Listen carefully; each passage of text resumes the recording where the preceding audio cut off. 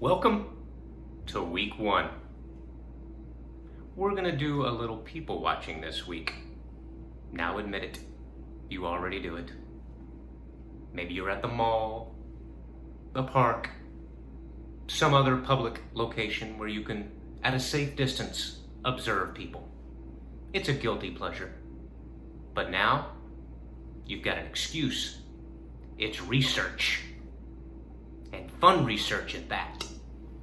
Qualitative research. Now, when you think about it, you already conduct qualitative research.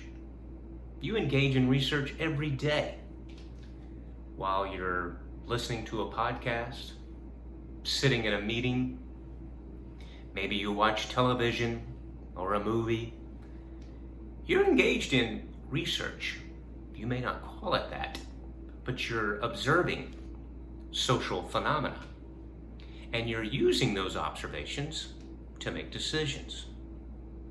This course will help provide some structure to our observations, as well as offering some practical tips to help us make the most of our research. Now, we have 2 chapters, Chapter 2 and Chapter 5. I encourage you to go ahead and read Chapter 1, or maybe at least peruse Chapter 1. I think that our author, Tracy, gives us some good foundations upon which you can build the knowledge that we'll learn about qualitative research. But in Chapter 2, Tracy reminds us that the research methodology is a tool. Just like a hammer is much better than a screwdriver when banging in a nail, qualitative research is better than other kinds of research, such as quantitative research, when we're looking for richly described scenes, or for understanding the stories that people tell, how they narrate their lives. This is where qualitative research can help us get a better understanding of social phenomena. Now, in Chapter 5, our author gives us some good practical advice about field work. It's important that we avoid resting comfortably on our assumptions or egos. Instead, we must focus.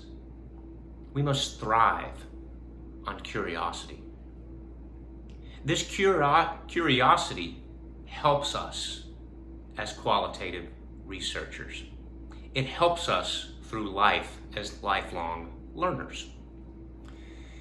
Now, some other things that I'll point out. Look at the access proposal that your author gives you. You'll probably need this as you gain access to participants in qualitative research, and I think the author does a good job of giving a nice sample that you can follow. I also encourage you to take the self-identity audit. That's exercise 5.1. And then exercise 5.2 you might also find of interest. That's the map and narrative tour exercise. So just some quick notes for this week. As I remind you over and over, make sure that you stay ahead with all assignments, stay engaged in the online classroom, and of course, as always, enjoy your time of learning.